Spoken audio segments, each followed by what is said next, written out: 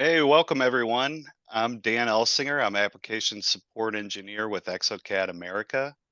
I'm joined with my colleague Lucas Chardulo. So today we're going to show you some new features of our DentalCAD 3.1 Rieka. So we're excited to share and we hope you enjoy the webinar. Before we get started with the live demonstration, I'm going to just go over some brief slides here. Okay, so as I was saying, we're going to cover some highlights of DentalCAD 3.1 Rieka. One thing to note here, any redistribution or reproduction or distribution or passing on in whole or part of this broadcast in any form to any other party at any time without prior written consent of exocad is strictly prohibited. So legal actions will be taken. And a copyright notice, again, just no recording. We are going to pre-record this for you guys, so it's going to be added to the registration form.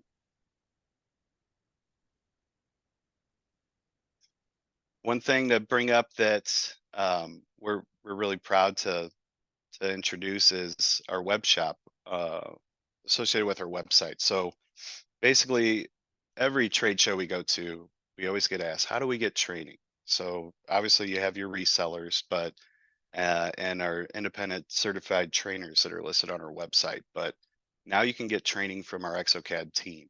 So it's personalized introductory training for basically any module that you need help with. So you can have up to 25 employees that can participate, and you'll receive a certificate at the end of the course. And they will all be recorded, so you'll be able to um, have those recordings at the end of your sessions. And another great thing coming up is our Insights event. So for 2024, May 9th through 10th in Palma de Mallorca, we're going to have basically an event for all of our vendors and laboratories and dentists that come visit to collaborate with each other and then also see new features of our latest software release. So we hope to see you there. Come join us. And yeah, so and we do want to thank you guys for joining on and attending. So uh, now we can get into the fun stuff. We can get into the live demonstration. Okay, so I'm gonna pull open my Dental DB here. Couple new features with Dental DB we'll just go ahead and cover real quick. So um, one quick thing you're gonna notice right away is a 3D preview pane. So any scans that are loaded in or mesh data, you're gonna be able to basically inspect that data before opening the case. You'll have full show hide functionality to make any objects visible or transparent, and it's the same functionality as within DentalCAD from rotating, zooming in, or panning objects. Another, um, just I'm going to go ahead and click on a tooth here to show you some restorative options. So you can see, let's select an anatomic crown real quick. We've added on-stock abutment. So basically any of those pre-manufactured implant abutments that you can load in to design restorations on now. And then our overlay restoration. So this is more for like a 3/4 prep. So basically this was put in place to help out with any of those restorative cases that aren't fully prepped, and it allows a specified internal fit settings. So for today's demonstration, we're going to cover Smile Creator. And with that, we've chosen the mock-up restorative option. And this will allow us to really go through three options. So anytime you have a patient that's unprepped, you'll essentially be able to one, create a PDF and of the patient's photos with your design superimposed on it. So the patient can actually see what the restorative work's going to look like. And then two, we'll actually be able to finish the mock-up design.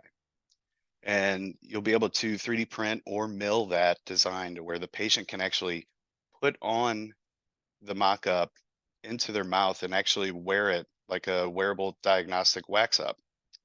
So that can give them, you know, the idea of what the restorative uh, options are going to look like. And then the third option is going to be creating a diagnostic wax up model. So it's a really powerful sales tool that you can really work with, whether you're a dentist or laboratory, providing that patient what their new smile is going to look like and get them on board with with the restorative options. All right, so I'm going to load my scan data here. One thing we're going to cover here is tooth model files. So you can see this here. The software has recognized that this case has already been designed. And this is a really awesome feature. So it's a big time saving, um, for cases like this where a patient's not prepped already. And essentially you will go forward with the design. The software is going to automatically save our design files. So when we reload the case and change restorative options, we'll say from mock-up to anatomic crown, basically the software is going to allow you to load those previously designed tooth models. And that way you don't have to redesign the case. Whatever the patient already signed off on will be readily available for you. So when you have that new scan of the patient that's prepped, that way it's just a matter of connecting your margins and your tooth library that you selected. So I'm going to go ahead and select no, do not load for this process. Excuse me. Okay, so one thing to note, within the wizard workflow, we'll see start smile creator. So anytime you have more than one anterior restoration selected, it's going to give that workflow readily available. So within Smile Creator, one new change is beta feature. So you're going to see select face scan. We're not going to cover this in depth today, but I did want to note that this is a highly requested option. So within Smile Creator, you now have the ability to load a face scan as well. So today we're going to stick with selecting smile and retracted images. And to start that process, I'm just going to left click on load a retracted image and then select the JPEG image here that we have in the project folder.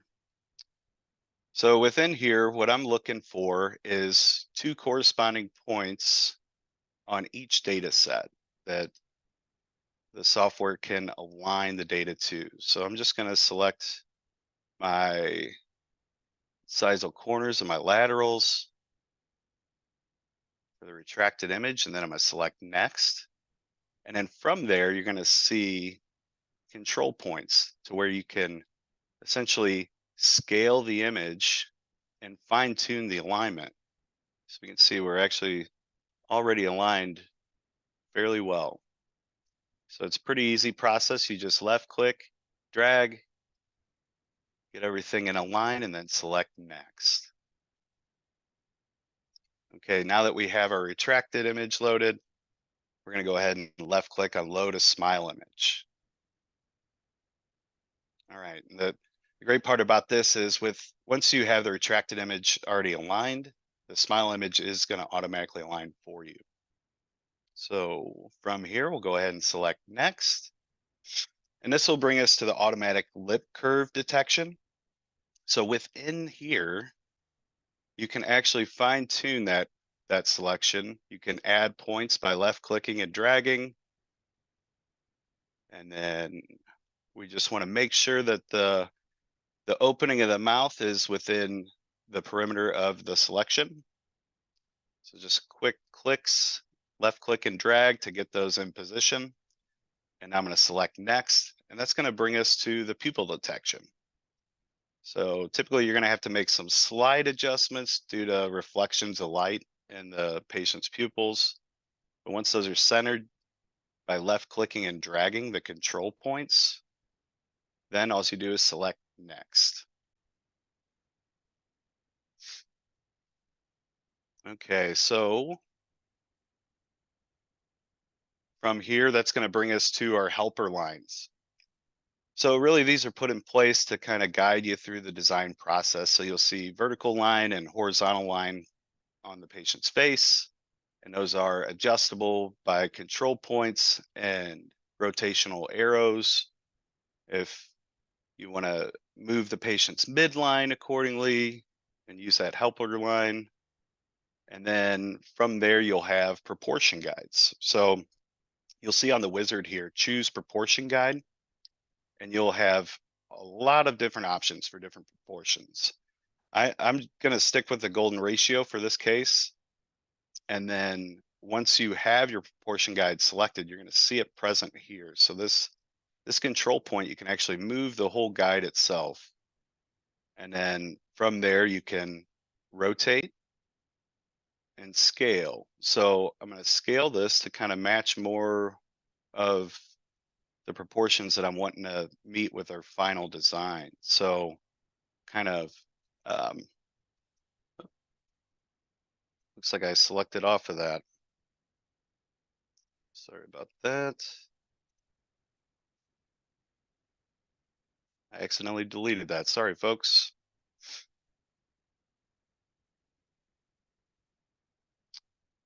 Okay. So we'll go ahead and skip that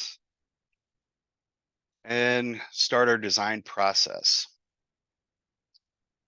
So I'm going to left click and drag my library in line with where I want my midline. And I can see my four working areas here. So I can adjust the smile design with any of the views that you see here. So I like to start off by adjusting my corners and getting my distals in place. So I'm going to left click and drag my control point and get my cuspid in line. And then I'm going to left click my distal corner of my laterals and go from there. So from here, within the main view, I like to turn on my preview so I can kind of see the libraries as I'm designing as well. So I'll toggle back and forth through the different viewpoints.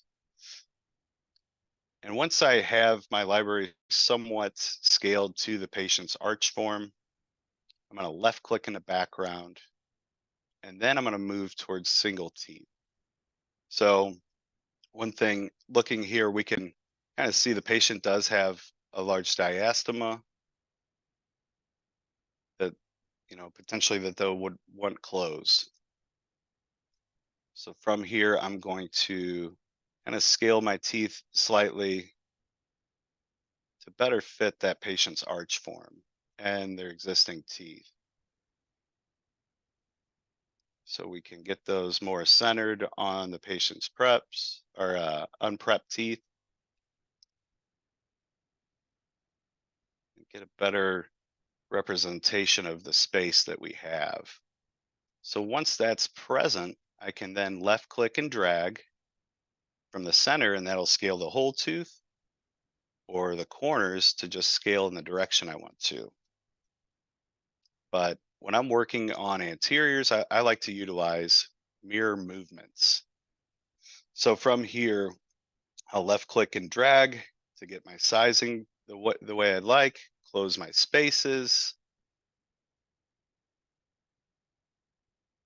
And now I'm starting to see some areas that I want to change with my laterals. Potentially I want to come in another viewpoint. I'll recenter here with these directional arrows, kind of cycle through the case. See, I'll